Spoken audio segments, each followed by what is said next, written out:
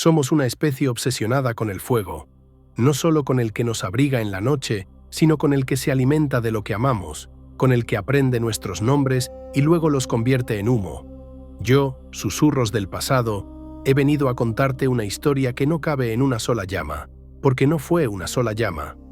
Hubo un tiempo en que la memoria de la humanidad tuvo dirección. No era metáfora, podías señalarla con la mano. Estaba en una ciudad levantada frente al mar, donde el aire traía sal y promesas. Alejandría, una ciudad nacida de un deseo que parecía imposible: ordenar el mundo. Dicen que todo comenzó con un hombre joven que caminaba como si ya tuviera siglos encima. Alejandro, el que conquistó más tierras de las que una mente puede imaginar sin cansarse, pero aquella vez no estaba pensando en murallas ni en flechas. Estaba viendo un mapa que aún no existía, y en él dibujaba una ciudad nueva, una máquina hecha de calles rectas, brisas del Mediterráneo y puertos dobles como pulmones. En aquel lugar, que antes era un poblado de pescadores, la ciudad se convirtió en un faro. Y en el corazón del faro, como una segunda luz, latía la biblioteca. No pienses en una sala silenciosa, con estantes de madera y polvo. Piensa en un organismo vivo. Cada rollo de papiro era una garganta.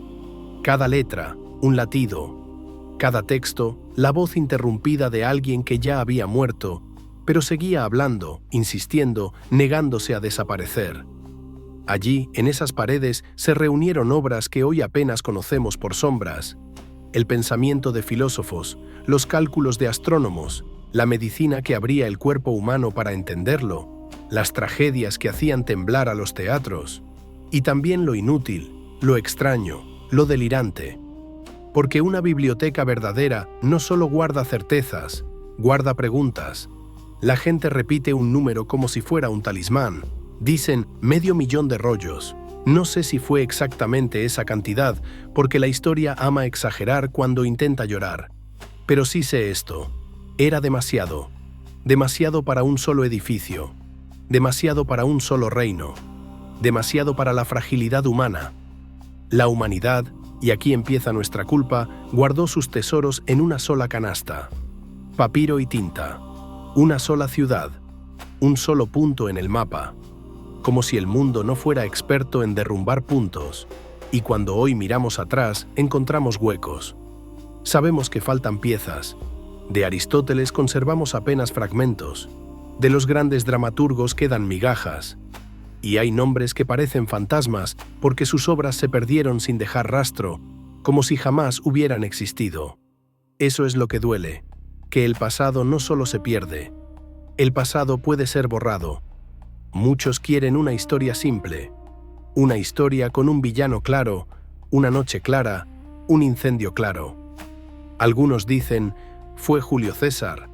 Otros señalan a un califa y se quedan satisfechos como si la tragedia necesitara un rostro para dormir tranquilos. Pero eso es una historia para niños. La verdad es más lenta, más sucia, más humana. La biblioteca no murió en un solo golpe. Fue desmantelada, rollo por rollo, sueño por sueño, durante generaciones. Fue un asesinato prolongado, cometido por manos distintas. Tiranos que temían la crítica, burócratas que no entendían el valor de lo que administraban, fanáticos que confundían la duda con pecado, guerras que no distinguen entre un soldado y un poema. Y también por algo todavía peor, la indiferencia. Porque el tiempo, cuando nadie lo vigila, también quema. Yo no te voy a pedir que cierres los ojos, aunque esta historia nació para la noche. Te voy a pedir que imagines, que veas la ciudad como era cuando aún creía en sí misma. Alejandría fue diseñada con líneas rectas, como si alguien hubiera querido dibujar orden en la arena. Las calles se cruzaban formando ángulos exactos. Había una gran vía, ancha como un desafío, hecha para dejar entrar el aire del mar y expulsar el calor del sol egipcio. No era una ciudad que creció al azar, era una decisión. Y una decisión así necesita un heredero. Cuando Alejandro murió lejos, su imperio se rompió como un espejo. Cada general tomó un fragmento y se proclamó dueño de un mundo incompleto. Pero uno de ellos entendió algo que otros no vieron. El poder no vive solo en el hierro.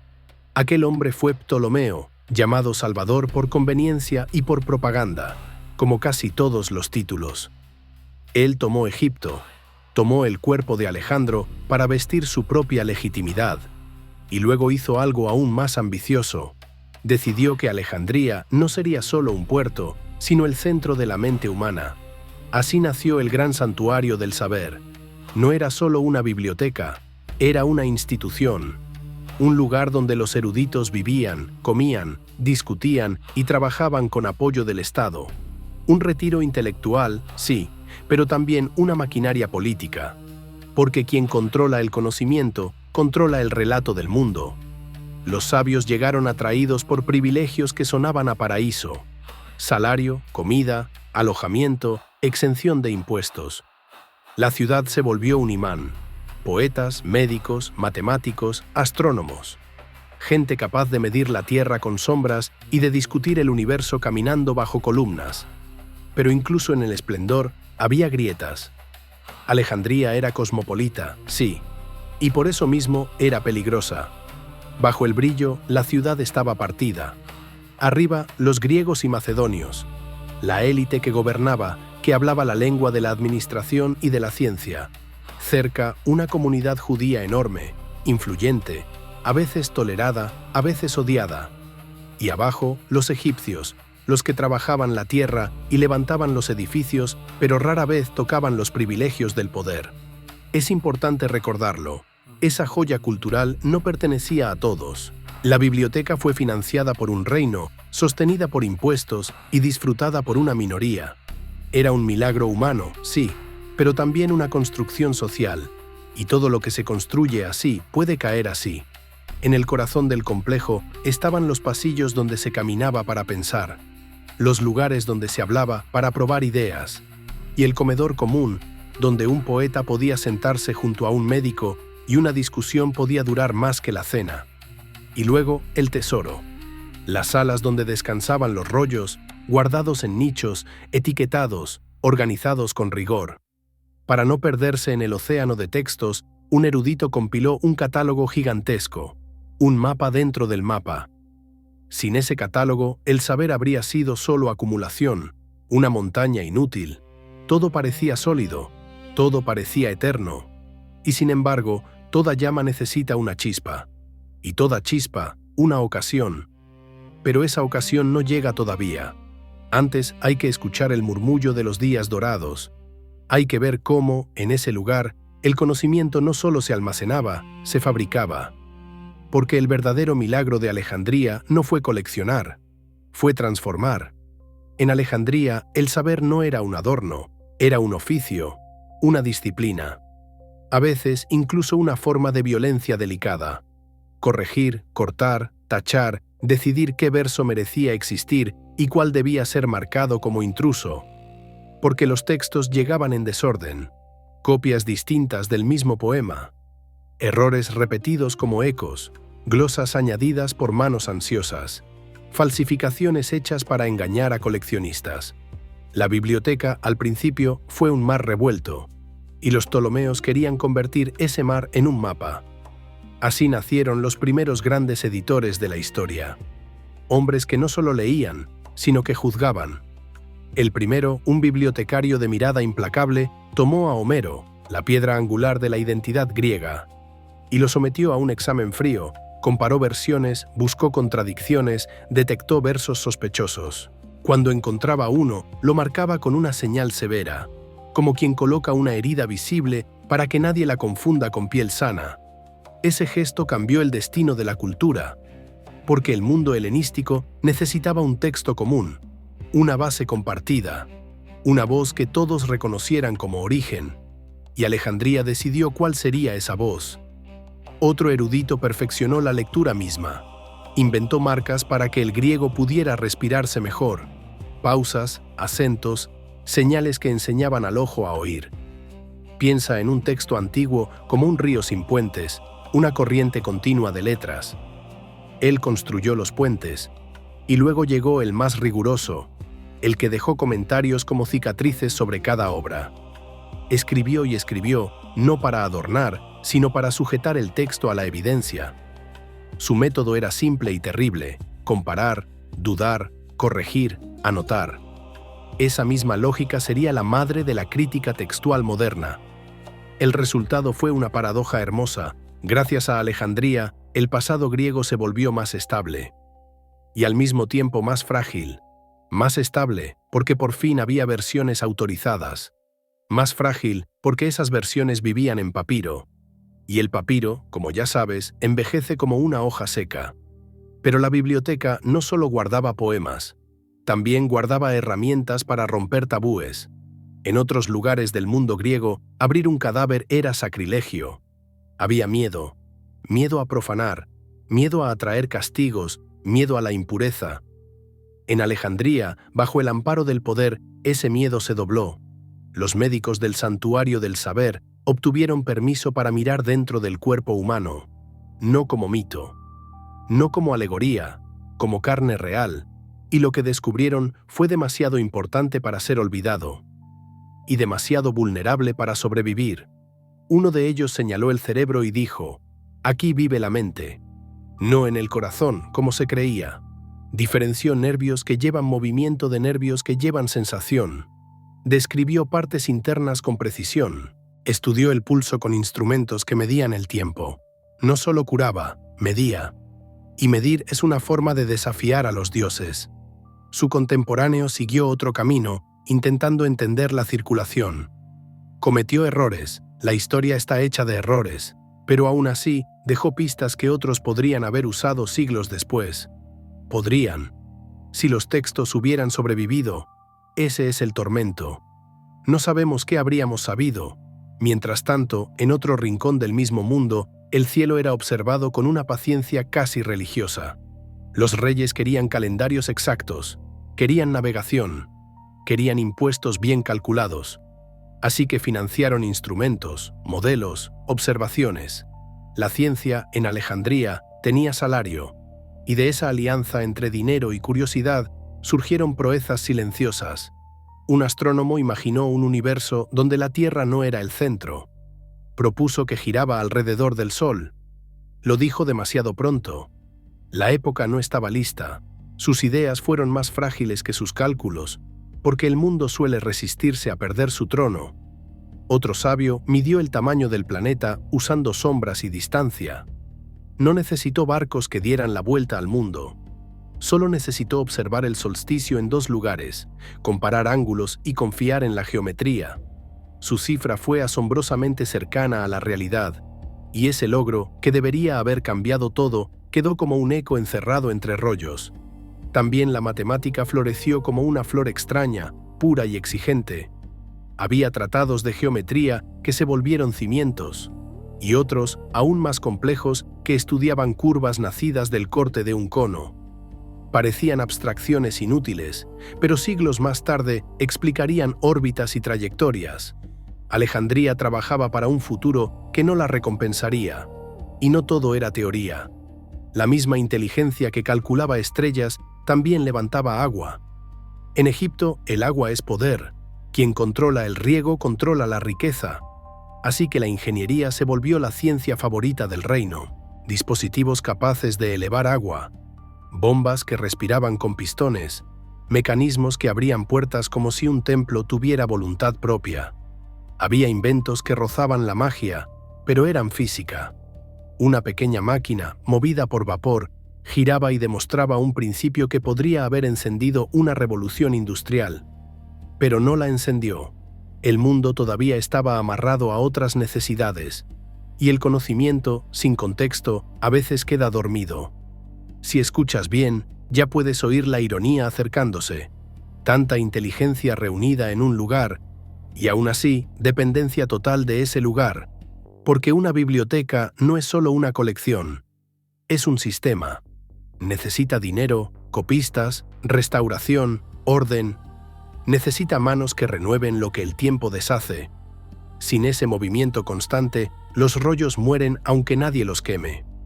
El papiro tiene enemigos pacientes, humedad, insectos, desgaste. Para defenderlo se usaban aceites aromáticos, resinas, técnicas de conservación. Se copiaba sin descanso, como si cada copia fuera una respiración artificial. Mientras todo funcionaba, el saber parecía eterno. Pero la ciudad también acumulaba tensiones, diferencias sociales, rivalidades religiosas, orgullo de élite. Y, sobre todo, acumulaba algo que siempre precede a la caída: la idea de que nada puede caer. Ahí es donde empieza el verdadero peligro, porque en el mismo lugar donde se ordenaban los textos, también se ordenaban las dudas. Y cuando se colecciona todo el pensamiento humano, uno termina encontrando contradicciones imposibles de ignorar. Alejandría no solo almacenaba conocimiento, almacenaba discusión, y la discusión, si crece demasiado, puede volverse fuego. Hay bibliotecas que guardan certezas. Alejandría guardaba algo más peligroso, guardaba versiones. Y cuando una ciudad aprende que hay demasiadas versiones de todo, empieza a preguntarse si la verdad existe o si es solo una costumbre bien defendida. En los paseos cubiertos, donde los sabios caminaban como si el pensamiento necesitara piernas, no solo se debatía geometría, se debatía la posibilidad misma de saber, y esa duda, al principio, parecía elegante. Con el tiempo, se volvió corrosiva. El escepticismo no nació allí, pero allí encontró un clima perfecto, porque en ningún otro lugar un hombre podía abrir un rollo y leer una teoría, luego abrir otro y leer lo contrario, y después otro, y otro, y otro, hasta que la mente empezara a sospechar de su propio suelo. Si los grandes sabios no se ponen de acuerdo, ¿cómo puede hacerlo alguien común? Si cada escuela filosófica afirma tener la llave, y todas juran que la otra miente, ¿qué hacemos con esa guerra de inteligencias? Los escépticos propusieron una salida fría: suspender el juicio. No afirmar, no negar. Mirar el mundo como se mira una tormenta desde una ventana cerrada. Decían que la paz no está en la certeza, sino en la renuncia a perseguirla como si fuera una presa. Eso tenía un efecto extraño en Alejandría. Por un lado, obligaba a los científicos a ser más cuidadosos, a demostrar, a medir, a registrar, a repetir. Una ciudad llena de críticos mejora la precisión. La duda puede ser una herramienta afilada. Pero por otro lado, esa misma duda debilitaba la autoridad de la tradición. Los textos sagrados del pensamiento griego dejaron de ser intocables. Y cuando los textos se vuelven discutibles, cuando el pasado pierde su pedestal, el alma humana empieza a buscar otra clase de certeza. Entonces, lentamente, la mirada dejó de apuntar solo hacia las estrellas y empezó a girar hacia adentro. No fue de golpe, fue un cansancio, un cambio de sabor en el aire. Alejandría, bajo Roma, ya no era la misma. El gran sueño de los primeros Ptolomeos se fue gastando. El poder que financiaba el saber empezó a distraerse. Y donde falta dinero, el papel envejece más rápido. En los siglos que siguieron, la ciudad se transformó en un crisol distinto. Ya no era solo un taller de ciencia, sino un laboratorio espiritual. Allí se mezclaban ideas como se mezclan especias en un mercado: filosofía griega, rituales egipcios, numerologías, interpretaciones, visiones. Y de esa mezcla nació una corriente que buscaba algo que la geometría no prometía: salvación. El neoplatonismo fue el gran refugio de la élite intelectual pagana. No era una simple repetición de Platón, era Platón vuelto escalera. Una escalera hacia un principio supremo, inefable, tan alto que ni siquiera se debía nombrar. En la cima de esa visión estaba lo uno, una fuente sin forma. De lo uno emanaba la mente, y de ahí el alma universal. El objetivo del ser humano ya no era solo pensar bien, sino unirse, disolverse, alcanzar un éxtasis que rompiera el límite entre criatura y origen. Era una filosofía de tiempos inseguros. Cuando las ciudades tiemblan y el futuro se vuelve borroso, mucha gente prefiere un cielo interior antes que una plaza pública. Ese giro tuvo consecuencias. Una biblioteca llena de textos contradictorios es perfecta para una cultura que ama el debate, pero se vuelve sospechosa para una cultura que empieza a exigir unidad.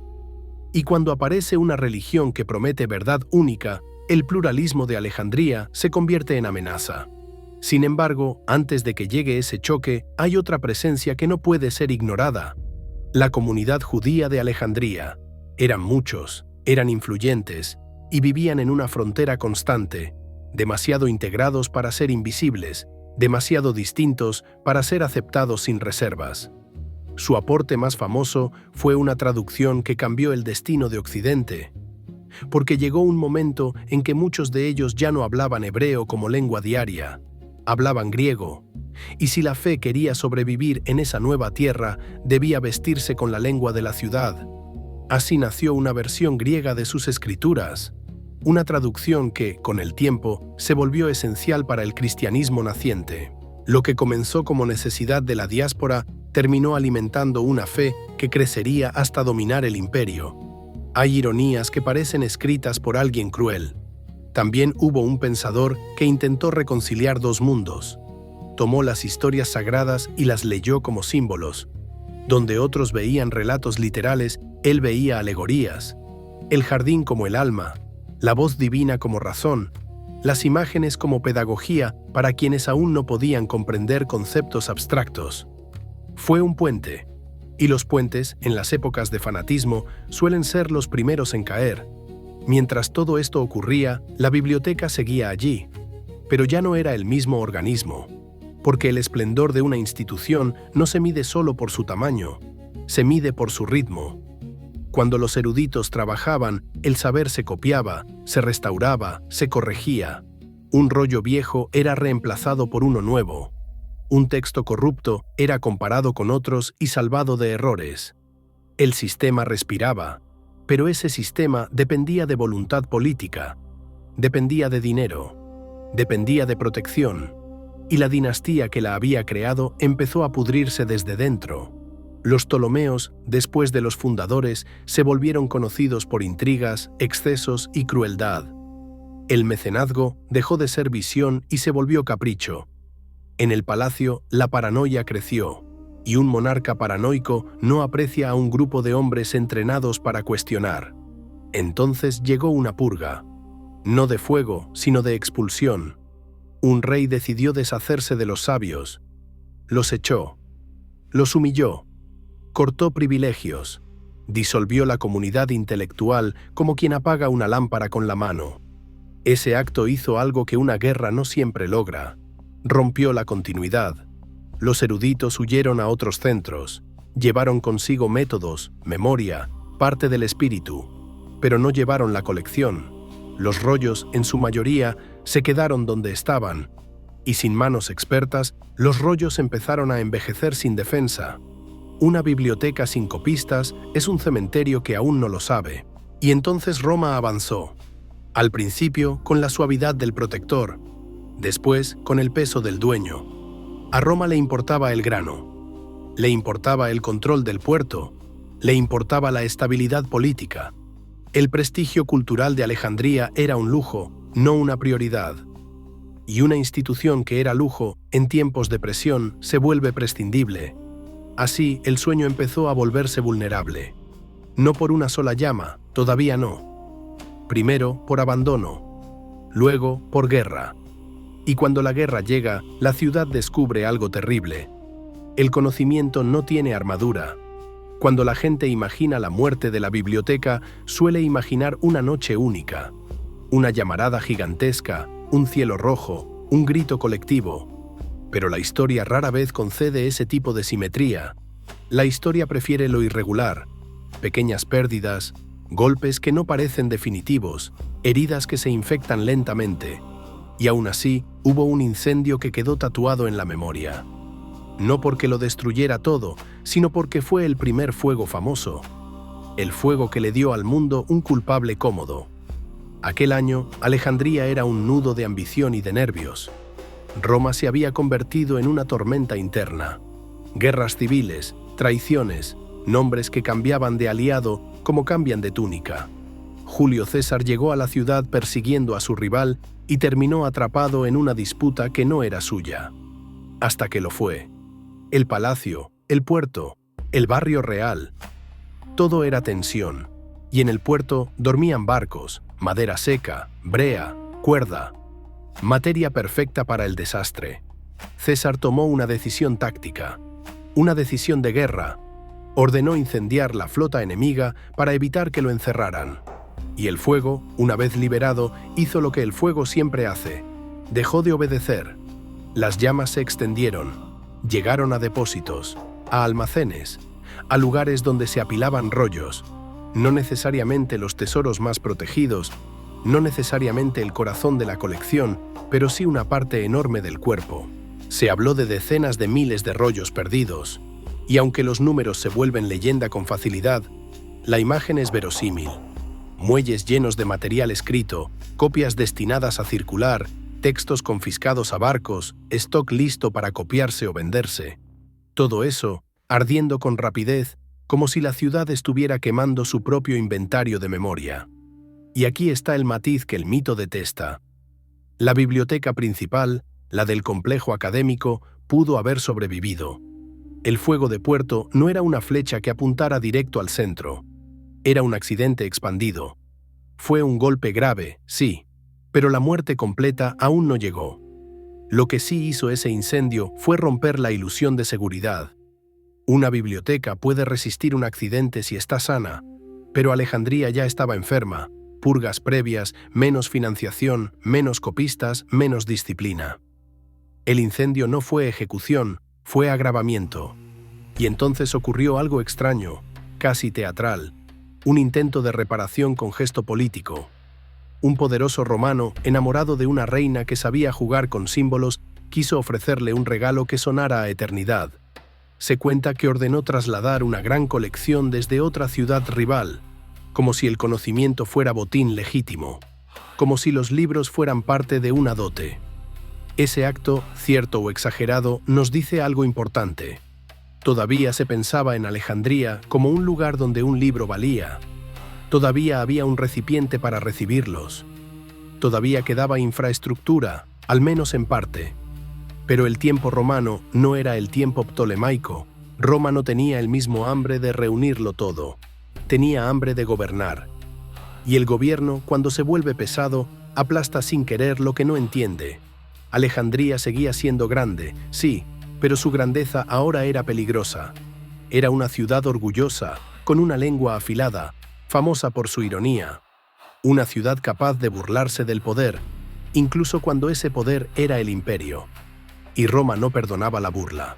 Llegó un emperador con fama de crueldad, y Alejandría cometió el error de reírse de él. Se mofaron de su historia, de su imagen, de su violencia familiar. Y el emperador respondió como responden los que se sienten inseguros. Con sangre. No fue un incendio de rollos. Fue peor, de otra manera. Fue un incendio de personas. Convocó a jóvenes, a miembros de la élite, a quienes podían pensar y hablar con soltura. Los reunió con pretexto de honor y luego soltó a sus soldados. Hubo masacre, hubo persecución, hubo una ciudad aprendiendo a callar y además se cortaron privilegios. Se retiró apoyo institucional. Se volvió imposible vivir como erudito sostenido por el Estado. El viejo modelo, aquel retiro de estudio financiado, se desmoronó como una casa sin columnas. Después de eso, la biblioteca, lo que quedaba de ella, era un cuerpo sin médicos. Y entonces llegó la guerra que terminó de arrasar el barrio donde había nacido el gran proyecto. Una reina del desierto levantó un reino rebelde y Alejandría quedó atrapada. Roma, obsesionada con recuperar Egipto por su grano, no negoció. Asedió. Las tropas atacaron el barrio real, el corazón antiguo. Allí donde había estado el complejo intelectual, allí donde las paredes alguna vez habían protegido rollos y debates, ahora hubo demolición. No un fuego aislado, sino destrucción urbana. Ruina extendida, un paisaje quebrado. Ese momento, más que cualquier otro, huele a final definitivo para la gran biblioteca principal. Porque si el barrio entero fue golpeado, si se derrumbaron estructuras, si se quebró la ciudadela, ¿qué podía quedar en pie? Especialmente una colección ya debilitada. A partir de entonces, los relatos sobre la gran biblioteca se vuelven sombras, silencios, menciones indirectas, como si el corazón hubiera desaparecido y solo quedara un eco.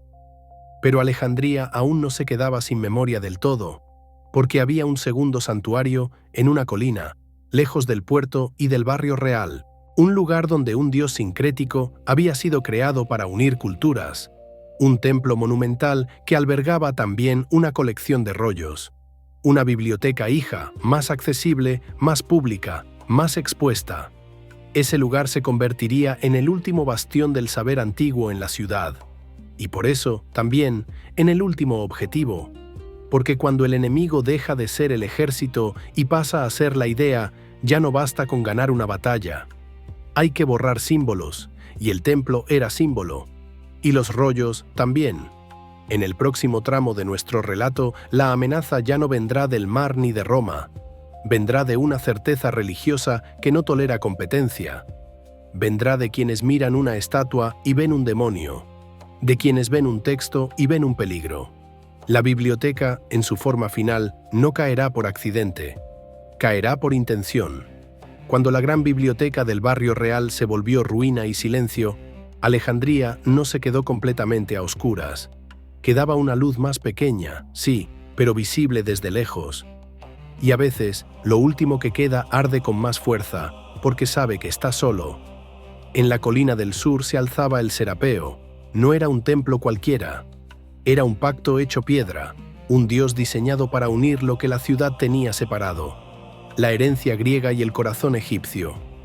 Serapis, la figura de barba solemne y mirada inmóvil, presidía un espacio donde la religión y el conocimiento vivían en el mismo recinto, sin pedir disculpas. Allí estaba la biblioteca hija, un refugio tardío, más expuesto a la calle que el antiguo centro del barrio real, más cercano a la gente. Una colección menor, quizá, pero cargada de simbolismo. El último depósito visible de la vieja cultura. Y por eso mismo, el último blanco.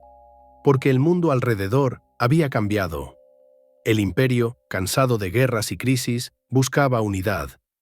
Y la unidad, en la antigüedad tardía, empezó a hablar el idioma de la fe absoluta.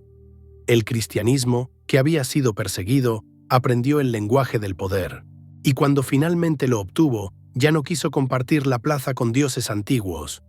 Para muchos, el paganismo dejó de ser una tradición distinta y pasó a ser una amenaza moral. Idolatría, engaño, oscuridad. Alejandría era un terreno fértil para esa tensión. Siempre lo fue. Ciudad de discusiones, de rivalidades, de barrios que se miraban con recelo, y además, a poca distancia, el desierto. La cantera humana del fervor. Del desierto llegaban monjes en masa, hombres endurecidos por el sol, por el ayuno, por una idea única. Muchos no sabían leer, pero sabían obedecer. Y cuando una multitud obedece sin matices, se vuelve herramienta perfecta. El paso decisivo no fue un estallido espontáneo, fue ley. Un emperador cristiano decretó que el culto pagano debía terminar, no como recomendación, sino como delito. Sacrificar a los antiguos dioses, honrar templos, mantener rituales públicos. Todo eso quedó prohibido y perseguible. Los templos, de pronto, pasaron a ser propiedades sospechosas, espacios fuera de la ley. El poder imperial había señalado objetivos, y en Alejandría nadie entendió ese nuevo permiso mejor que el obispo que gobernaba la ciudad como si fuera un reino. Teófilo no era un hombre de contemplación, era un estratega. Sabía que las victorias se construyen con escenas, con humillaciones públicas, con símbolos derribados. Todo empezó con una provocación. Una de esas provocaciones que parecen pequeñas en la superficie, pero están hechas para encender. Teófilo encontró objetos de culto pagano en un sitio que quería convertir en iglesia. En vez de guardarlos o ignorarlos, los exhibió para burlarse. Los mostró como trofeos, como si la antigua religión fuera un animal muerto arrastrado por la plaza. Los paganos respondieron. Se atrincheraron en el Serapeo. Convirtieron el templo en fortaleza. Hubo choques, rehenes, miedo. La ciudad volvió a su vieja costumbre. La violencia como argumento. Pero el imperio ya había elegido. Llegó la orden. Perdón para quienes se habían refugiado, sí. Pero demolición del templo. Demolición. Una palabra que no deja espacio para dudas. No era solo cerrar, no era confiscar. Era deshacer piedra por piedra. Teófilo avanzó con cristianos y con monjes traídos del desierto. No iban a discutir. Iban a borrar. La primera víctima fue la estatua. La gran imagen de Serapis, colosal, con esa presencia que los pueblos dan a sus dioses cuando necesitan que parezcan invencibles. Se decía que si caía, el mundo temblaría. Ese tipo de superstición acompaña siempre a las cosas grandes. Cuanto más alto el símbolo, más alto el miedo. La estatua cayó. No tembló el mundo. Tembló la idea de que los dioses antiguos tenían poder. La arrastraron. La rompieron.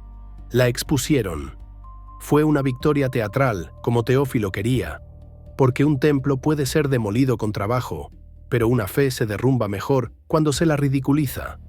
Y en medio de ese asalto estaban los rollos. Aquí es donde la historia se vuelve humo, porque las fuentes no describen con precisión quirúrgica qué ocurrió con cada texto. La violencia rara vez deja inventario, pero podemos imaginar el gesto, y ese gesto basta para doler. Los rollos no eran sagrados para quienes entraban, no eran reliquias. Para muchos eran sospechosos, escritos paganos, filosofías viejas, relatos de dioses falsos, palabras capaces de confundir a los fieles. En una cruzada, el enemigo no es solo la estatua, también lo es lo que enseña a pensar distinto. Algunos rollos pudieron ser robados, guardados por manos privadas, vendidos. Otros pudieron ser arrojados, rotos, manchados, pisoteados. Y sí, muchos habrán servido como combustible. No porque alguien planeara un gran incendio ceremonial, sino porque una turba no conserva, consume. Lo que quedó del serapeo fue convertido, reaprovechado, transformado. Piedras de un dios pasaron a sostener otra casa de fe. Así funciona la historia. No siempre destruye, a veces recicla. Y ese reciclaje también es una forma de desaparición.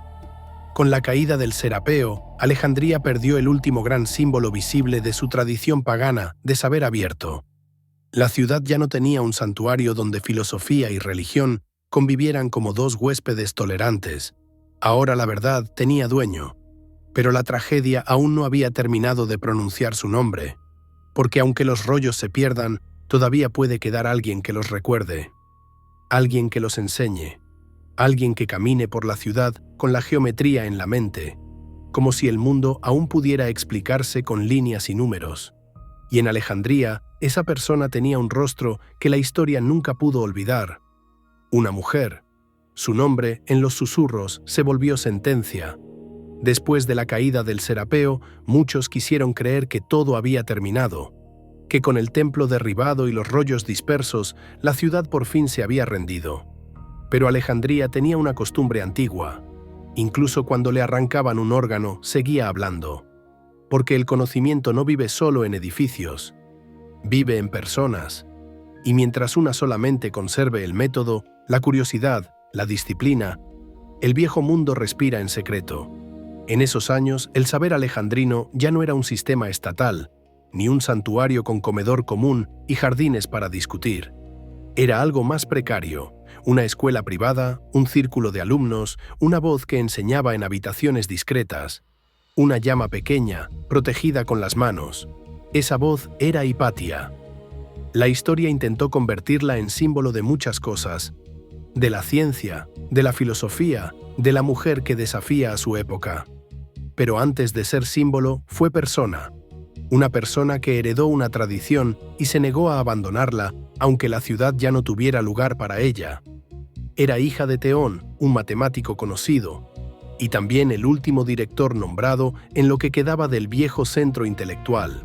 Teón pertenecía a esa generación que vive en ruinas, y aún así mantiene la disciplina del pensamiento, como quien sigue barriendo una casa aunque el techo ya esté roto. Hipatia aprendió y enseñó matemática y astronomía. Escribió comentarios sobre obras difíciles, esas que no se sostienen con fe, sino con paciencia. Su vida estaba hecha de demostraciones, de proporciones, de geometría que obliga a la mente a ser honesta. Y su escuela era extraña para la época. Recibía alumnos de distintas creencias. Algunos eran paganos, otros cristianos. Eso, en otro tiempo, habría parecido prueba de convivencia. En el nuevo tiempo, parecía sospecha. Porque cuando una ciudad entra en la lógica del dogma, la mezcla deja de ser virtud y se vuelve amenaza. Además, Hipatia no era solo una maestra, era influyente. y la influencia en Alejandría siempre es política, aunque nadie lo quiera. El prefecto romano, Orestes, gobernaba la administración civil. Representaba al imperio. En teoría, su poder debía equilibrar el poder de la Iglesia, pero la Iglesia, en Alejandría, no quería equilibrio, quería mando. El obispo Cirilo, sucesor de Teófilo, heredero del mismo estilo duro, era un hombre de autoridad feroz. No se veía a sí mismo como guía espiritual solamente, sino como dueño legítimo de la ciudad. Y en su visión, cualquier fuerza que fortaleciera a Orestes era un obstáculo. Hipatia era amiga y consejera del prefecto. Eso bastó para convertirla en blanco. No por lo que enseñaba en una pizarra, no por sus cálculos, sino por lo que representaba, el último prestigio de la tradición pagana, la continuidad de un pensamiento que no se arrodillaba ante una sola verdad revelada. En un clima así, basta con una acusación, basta con un rumor. Los rumores decían que ella impedía la reconciliación entre Orestes y Cirilo, que era hechicera, que era peligrosa, que sus conocimientos no venían de la razón, sino de fuerzas oscuras.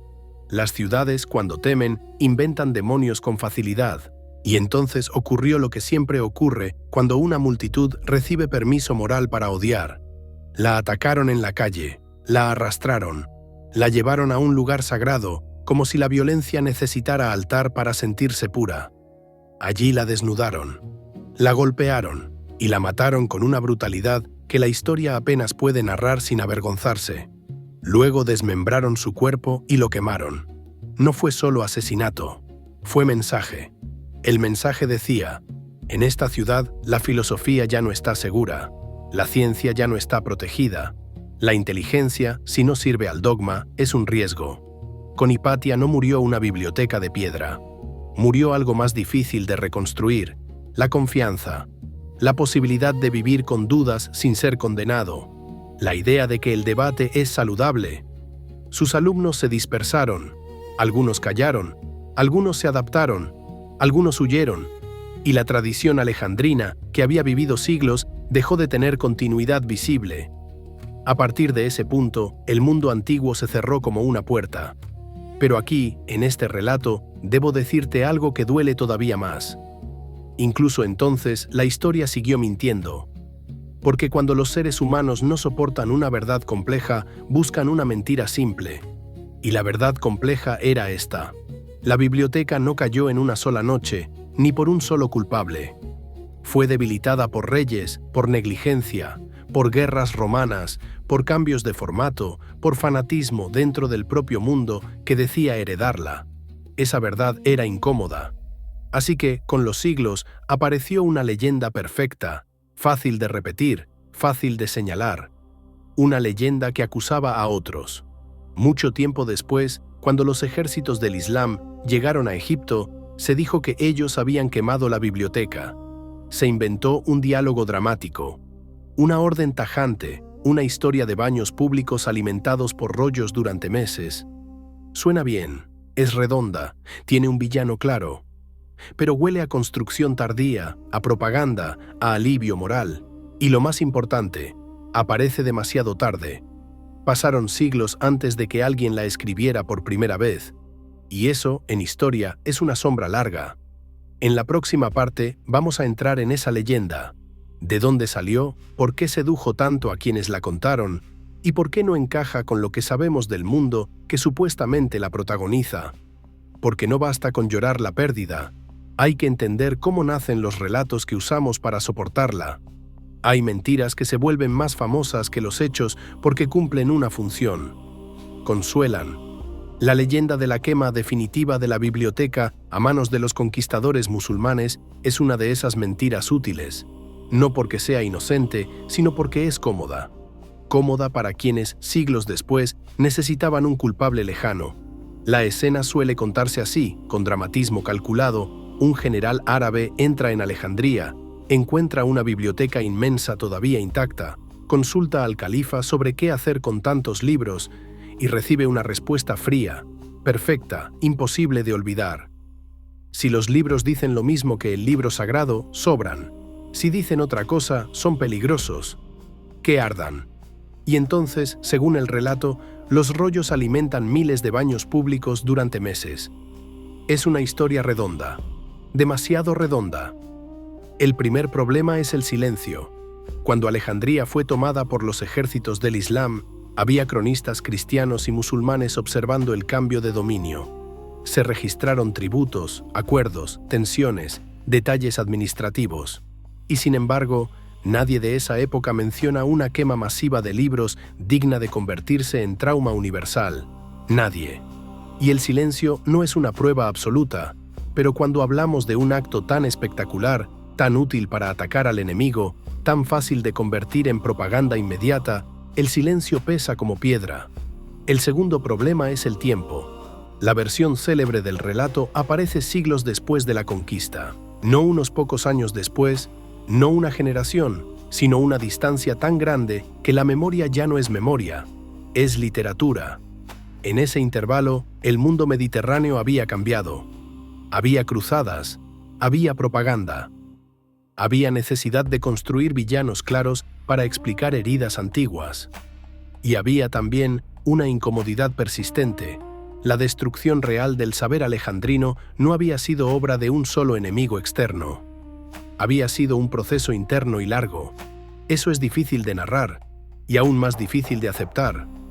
Así que se fabricó un final más teatral, un final donde la culpa cae sobre otros, un final que permite a los herederos culturales del mundo grecorromano lavarse las manos.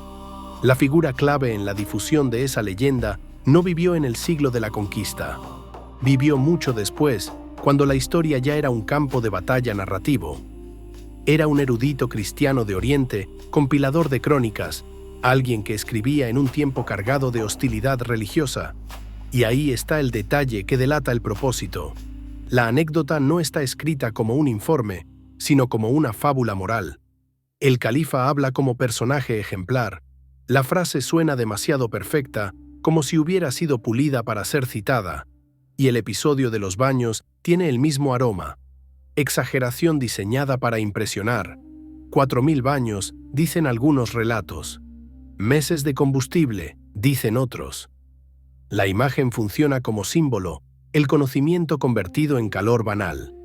Pero cuando una historia parece construida para enseñar una lección, conviene sospechar. Y hay otro punto todavía más contundente. La cultura islámica temprana no despreciaba el saber griego, lo buscaba. El Islam, en sus siglos de expansión, heredó territorios donde existían tradiciones médicas, astronómicas y matemáticas. Lejos de destruirlas por sistema, las absorbió, las tradujo, las comentó, las amplió. Sus centros intelectuales posteriores se alimentaron justamente de textos griegos, persas y siríacos. Si esa civilización hubiera quemado bibliotecas por principio, ¿cómo explicar su propia edad dorada científica? ¿Cómo explicar su astronomía, su medicina, su matemática, su filosofía? No encaja. La leyenda acusa a un mundo que, en realidad, se convirtió en uno de los grandes preservadores del pensamiento antiguo cuando otros ya lo habían dejado marchitar. Entonces, ¿por qué esa mentira fue tan poderosa? Porque ofrecía un relato simple a un Occidente que se sentía empobrecido frente a la antigüedad. Porque permitía decir, no fuimos nosotros, fue el otro, el extranjero, el enemigo de nuestra fe, y porque evitaba una verdad más humillante. La biblioteca había sido desmantelada por abandono, por tiranía, por guerras imperiales y por fanatismo interno mucho antes de que llegaran los nuevos conquistadores. La biblioteca no necesitó un último incendio árabe. Para entonces, el gran edificio del saber ya era, en esencia, un recuerdo. Sin embargo, y esto es importante, aunque la leyenda sea falsa, revela algo verdadero. La necesidad humana de convertir una tragedia lenta en un espectáculo rápido. La destrucción real de Alejandría fue demasiado compleja para ser recitada en una frase. Por eso el mundo inventó una frase. En la próxima parte vamos a regresar a la verdad incómoda, cómo una biblioteca muere incluso sin llamas, cuando cambia el formato del texto, cuando se rompe el hábito de copiar, cuando los nuevos lectores deciden qué merece seguir viviendo y qué puede desaparecer sin culpa. Porque a veces no hace falta odio para perder un libro. Basta con no copiarlo. Hay una forma de destrucción que no deja cenizas, no suena, no convoca multitudes, no produce héroes ni villanos.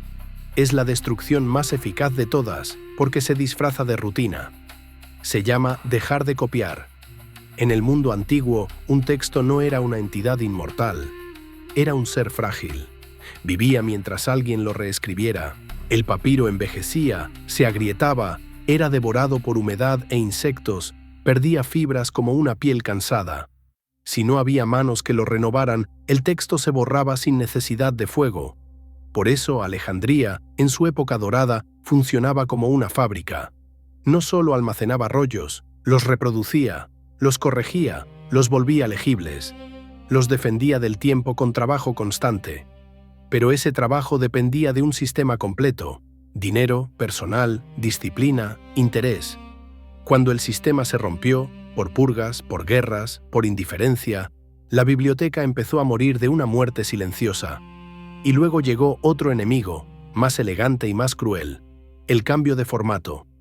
Durante la antigüedad tardía, el rollo empezó a perder la batalla frente a una tecnología superior. El códice, parecido al libro moderno, era más práctico en casi todo.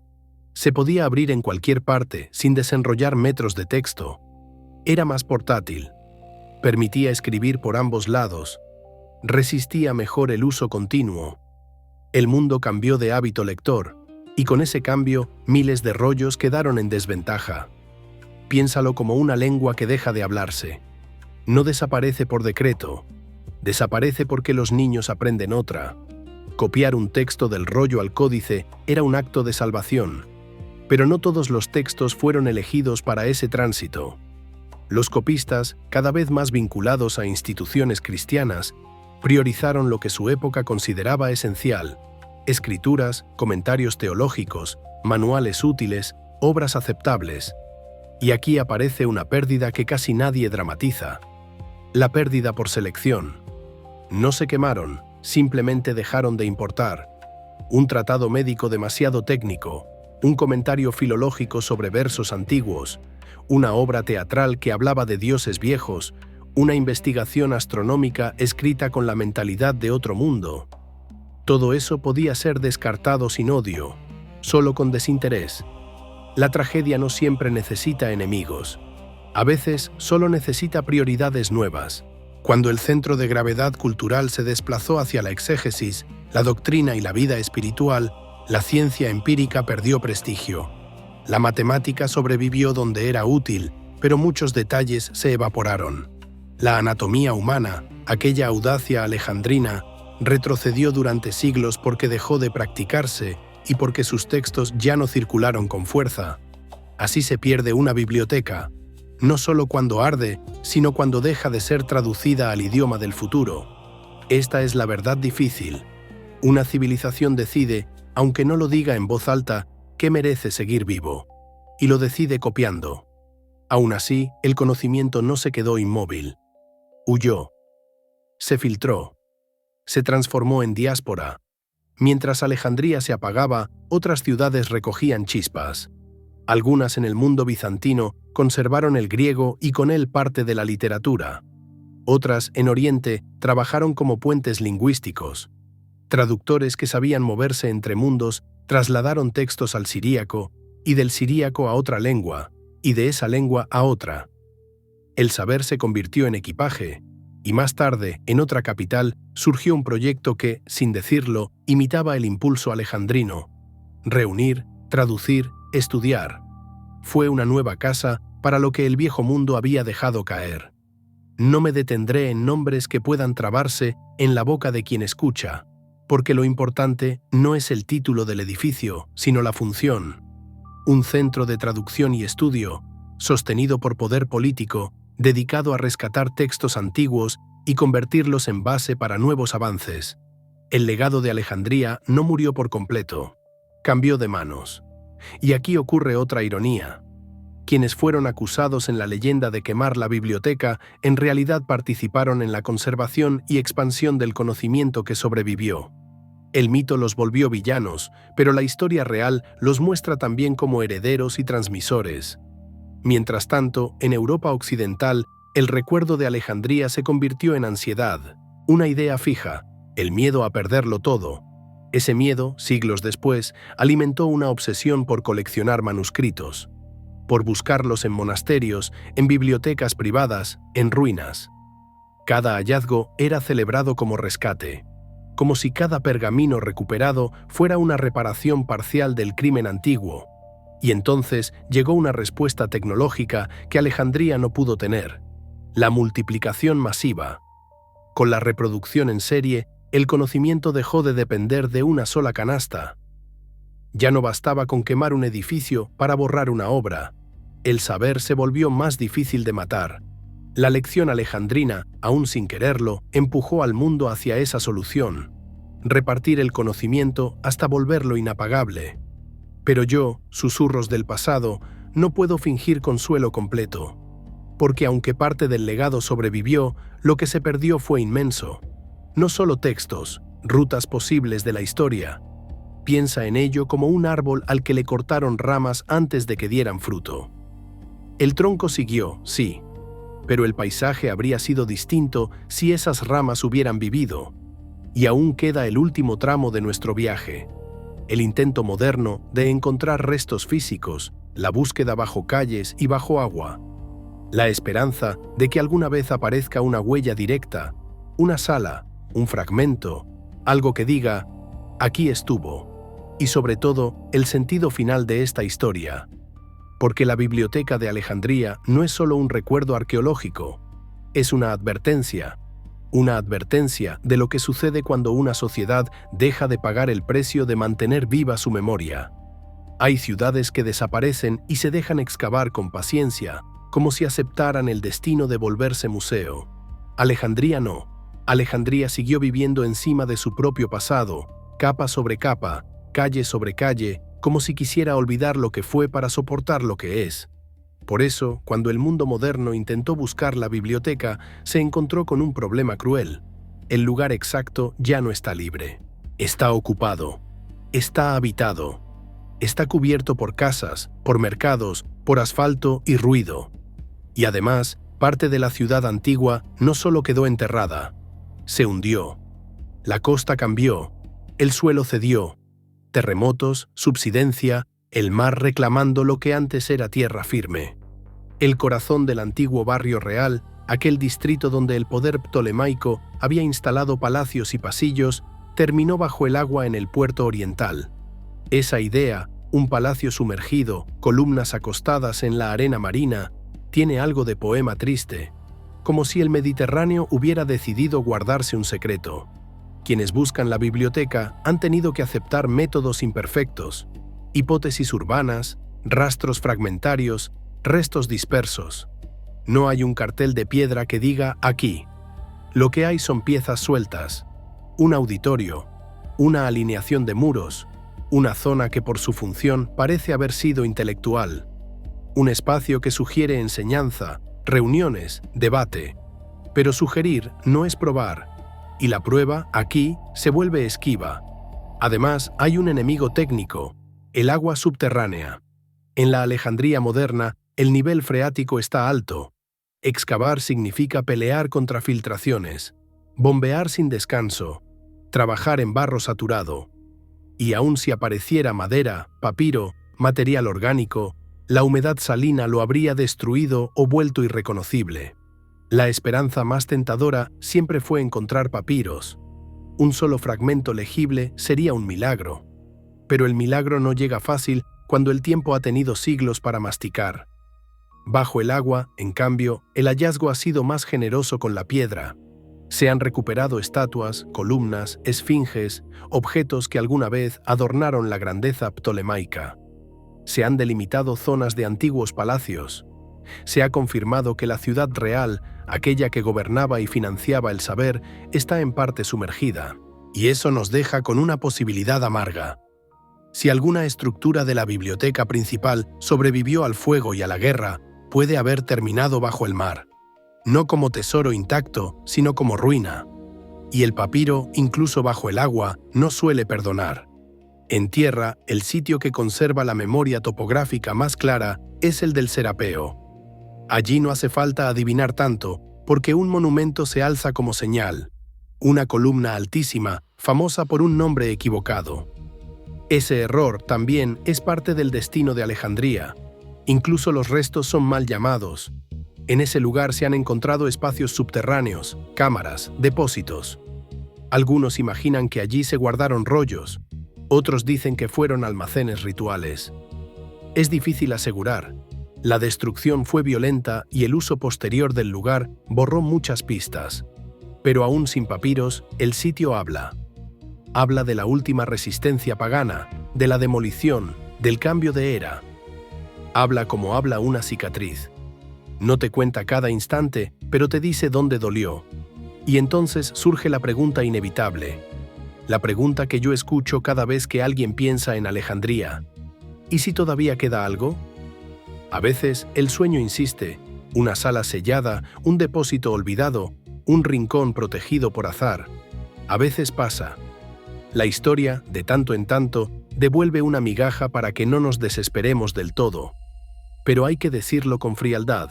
Lo más probable es que la gran pérdida sea definitiva. No porque el mundo no busque, no porque falte deseo, sino porque el enemigo fue múltiple. Fuego, guerra, humedad, insectos, abandono, selección cultural, cambio de formato. Un ejército completo de borradores. Sin embargo, la arqueología no solo busca objetos, busca comprensión, ubicar el espacio, entender la ciudad, reconstruir el mapa mental donde esa institución existió. Y esa reconstrucción importa porque nos recuerda algo esencial. La biblioteca no fue un mito, fue una infraestructura.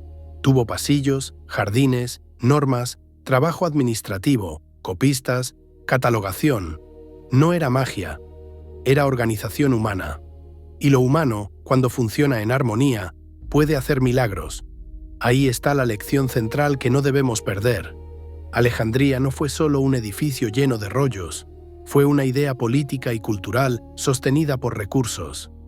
Fue un proyecto consciente de reunir y producir conocimiento con apoyo estatal. Cuando ese apoyo cayó, el sistema colapsó. La biblioteca nos enseña que el conocimiento no se conserva por deseo abstracto, se conserva por inversión concreta, por mantenimiento, por continuidad, por gente paga y entrenada para cuidar lo frágil. Y también nos enseña otra cosa, más incómoda, que el enemigo del saber no es solo la barbarie externa. Puede ser la propia casa cuando se vuelve paranoica, fanática o indiferente. En el próximo tramo quiero cerrar el círculo, hablar de lo que sí sobrevivió, de cómo el saber escapó por rutas inesperadas y de cómo el mundo moderno intentó crear una nueva Alejandría, no como copia exacta, sino como gesto de reparación. Porque aunque el papiro se haya perdido, la idea aún se pronuncia. Y una idea, cuando se pronuncia con insistencia, se niega a morir del todo.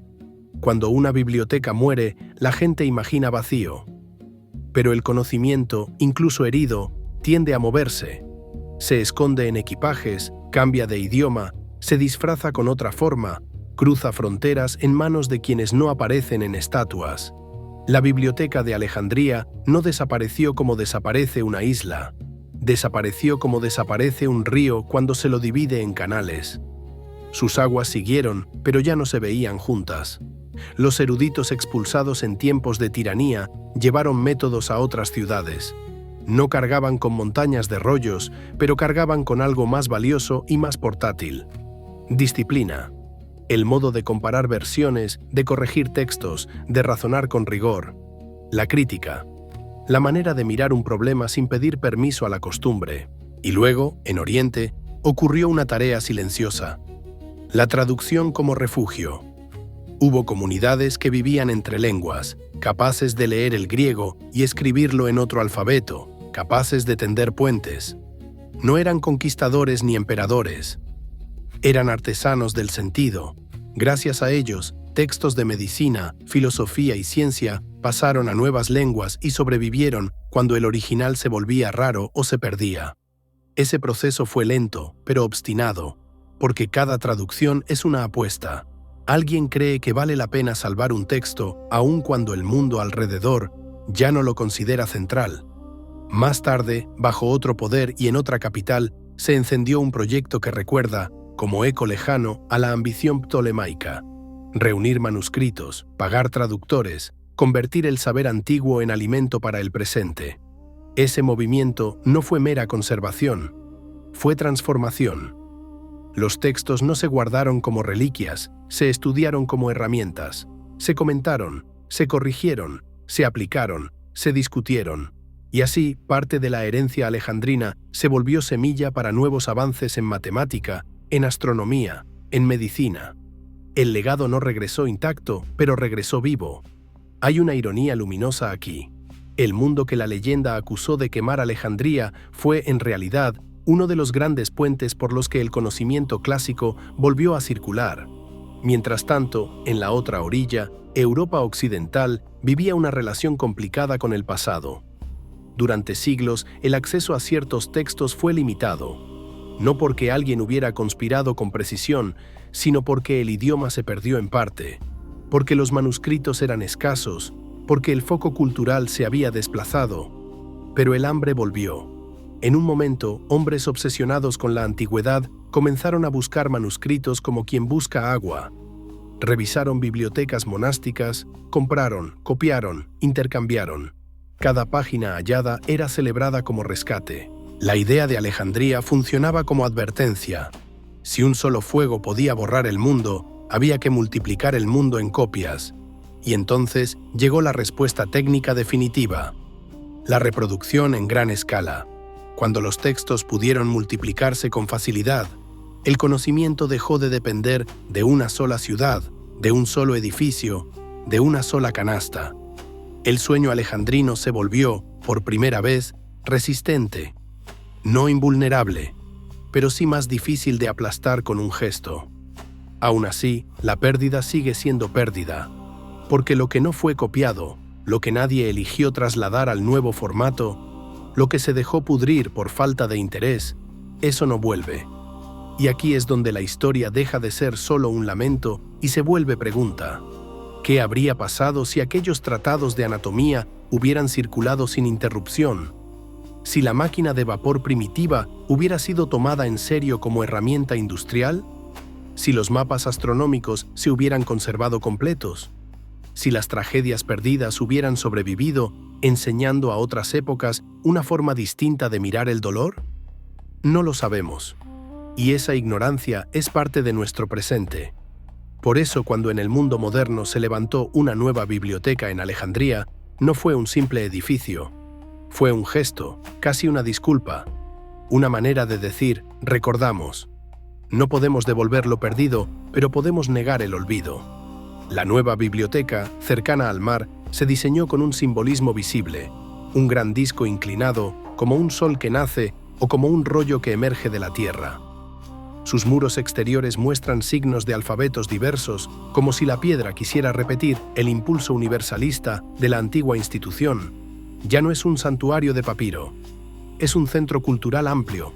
Libros, museos, exposiciones, investigación, archivos, tecnología. Otra forma de reunir, pero incluso esa nueva Alejandría vive con la sombra de la antigua, porque la comparación es inevitable. No por tamaño, por mito. Y quizá ahí está el punto final que más importa. Alejandría antigua nos dejó una lección sobre concentración y fragilidad. Reunir todo el saber en un solo lugar crea un milagro, y también crea una vulnerabilidad. La pregunta que queda, en esta era nuestra, no es solo histórica, es actual. ¿Dónde guardamos nuestra memoria hoy? ¿En qué manos? ¿En qué sistemas? ¿Qué sucede si la tecnología que usamos para recordar se rompe, se censura o se vuelve inaccesible? ¿Qué se pierde no por odio, sino por actualización, por formato nuevo, por descuido? La Biblioteca de Alejandría no es un cuento antiguo, es un espejo. En la próxima parte quiero acercarme al cierre definitivo, nombrar con claridad el mecanismo del asesinato lento, desmontar el deseo de un único culpable y dejar la advertencia final sin adornos, porque lo que se perdió en Alejandría no fue solo pasado, fue una parte de lo que podríamos haber sido. La mente humana ama el culpable único, es una forma de descanso, Si hay un nombre, hay un cierre. Si hay una noche, hay un final. Si hay una hoguera, la tragedia parece completa, casi ordenada. Pero Alejandría no concede ese descanso. Lo que ocurrió allí fue más parecido a una enfermedad larga que a una ejecución. Un cuerpo enorme que se debilita por etapas, hasta que un día cualquiera deja de respirar y nadie sabe señalar el instante exacto. Por eso, cuando alguien insiste en una sola causa, yo, susurros del pasado, escucho la necesidad escondida, la necesidad de simplificar el dolor. La biblioteca murió por acumulación. Primero por la fragilidad del soporte. El papiro era milagro y condena. Un material suficiente para sostener siglos, pero no para resistir sin mantenimiento constante. Humedad, insectos, desgaste, todo trabajaba en silencio. Sin restauración, el texto se deshacía aunque la ciudad siguiera en pie. Luego, por el rompimiento del sistema que la mantenía viva. El gran proyecto ptolemaico no era solo un edificio, era un circuito, financiación, copistas, filólogos, catalogación, comunidad intelectual sostenida por el Estado. Cuando reyes posteriores persiguieron o expulsaron a sabios, no solo lastimaron personas, interrumpieron la maquinaria que hacía posible la renovación. Después, por la indiferencia política. Bajo Roma, Alejandría seguía siendo importante, pero por razones distintas. El grano valía más que las tragedias. El puerto valía más que los comentarios filológicos. Y cuando un imperio no ve valor en mantener una institución, esa institución se convierte en un resto que sobrevive por inercia, hasta que la inercia se agota.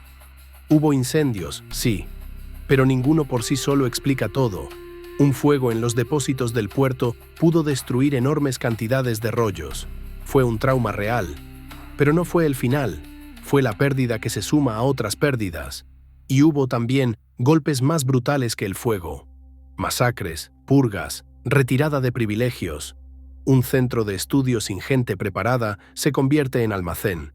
Y un almacén, con el tiempo, se convierte en basura. Luego llegó la devastación urbana. La guerra no necesitó odiar libros para destruirlos, solo necesitó arrasar barrios. Cuando el Distrito Real fue golpeado y demolido, la posibilidad de supervivencia de una biblioteca ya debilitada se volvió mínima. Y finalmente, la ofensiva religiosa cerró el círculo. No porque la fe sea enemiga inevitable del saber, la historia es más compleja, sino porque en ese momento específico, en esa ciudad específica, el poder religioso buscó uniformidad. El pluralismo de textos, dioses e ideas se volvió intolerable. El templo que combinaba culto pagano y colección de rollos se volvió blanco, y cayó. Lo más duro es esto. No fue solo violencia, fue selección. La transición del rollo al códice, la preferencia por ciertos textos sobre otros, el cambio de lo que una época considera digno de ser copiado, todo eso actuó como filtro mortal. Miles de obras no fueron quemadas, simplemente no pasaron el puente. Y lo que no pasa el puente no llega. Así se construye un vacío. Por eso, cuando intentamos medir la pérdida, no basta con decir «se quemó». Hay que decir «no se reescribió», «no se financió», «no se protegió», «no se quiso». El conocimiento necesita voluntad, y la voluntad necesita instituciones. Cuando esas instituciones se rompen, incluso la obra más brillante se vuelve polvo. Si Alejandría nos deja una advertencia, no es solo sobre la barbarie, es sobre la concentración. Poner todo en un solo lugar es tentador. Es eficiente, produce un esplendor que parece irrepetible, pero también crea un punto único de falla, un punto que, si se daña, deja al mundo entero cojo. Esa es una lección que hoy entendemos mejor, y aún así repetimos con otros nombres. Archivos digitales centralizados, plataformas que concentran memoria, sistemas que dependen de energía, de permisos, de formatos que se vuelven obsoletos. La tecnología cambia, pero la vulnerabilidad permanece si el diseño sigue siendo el mismo. Alejandría, al final, no fue solo un lugar, fue una idea. La idea de que el conocimiento puede reunirse, ordenarse y multiplicarse con método. La idea de que una sociedad puede decidir financiar la búsqueda de verdad, no solo por belleza, sino por utilidad. La idea de que la memoria humana merece arquitectura. Esa idea sobrevivió, aunque el papiro no. En la última parte, quiero cerrar con el peso completo del susurro. ¿Qué significa para nosotros vivir después de una pérdida así? ¿Y por qué recordar la forma real del desastre, lenta, múltiple, humana, importa más que repetir un mito cómodo? Ahora sí, llegamos al borde. No al borde de las llamas, porque esas ya pasaron, sino al borde del sentido. Porque una historia tan grande no se cuenta solo para informar. Se cuenta para que algo en nosotros cambie de posición. Cuando pienso en la biblioteca de Alejandría, no veo primero el incendio. Veo la confianza. Veo a una civilización que creyó que podía sostener todo lo que sabía en un solo lugar, como si el mundo fuera estable, como si el poder que financiaba el proyecto fuera eterno, como si las generaciones futuras fueran a querer lo mismo que querían los fundadores. Esa confianza es, quizá, lo más humano de todo, y por eso la caída es tan dolorosa. No destruyó solo objetos, destruyó una forma de esperanza. Se perdió literatura, ciencia, medicina, filosofía, historia. Se perdieron voces que hoy no podemos recuperar ni con toda la arqueología del planeta. Se perdieron rutas alternativas del pensamiento, soluciones que pudieron existir, preguntas que pudieron haberse respondido antes, errores que pudieron haberse evitado, avances que quizá habrían cambiado siglos enteros. Pero también se perdió algo intangible: la continuidad. Una biblioteca es continuidad hecha arquitectura. No es solo almacenamiento, es transmisión. El gesto de decir, lo que aprendimos ayer no debe morir hoy. Alejandría falló en eso, no porque sus fundadores fueran ingenuos, sino porque el sistema que lo hacía posible dependía de demasiadas condiciones a la vez. Estabilidad política, financiación sostenida, personal especializado, tolerancia cultural, interés social por preservar. Bastó con que esas condiciones se fueran debilitando una a una para que el edificio, aunque todavía tuviera muros, empezara a vaciarse por dentro. Y aquí está la lección que no conviene suavizar. El saber no se conserva por mérito propio. Se conserva porque alguien decide conservarlo. No hay justicia automática en la historia. No hay garantía de que lo mejor sobreviva. Lo que sobrevive es lo que se copia, lo que se enseña, lo que se protege, lo que se integra en el deseo de una época. Por eso el mito del gran incendio final es tan peligroso, porque nos hace creer que la pérdida fue inevitable, obra de un instante y de un monstruo. Y si fue inevitable, entonces no hay responsabilidad, no hay advertencia.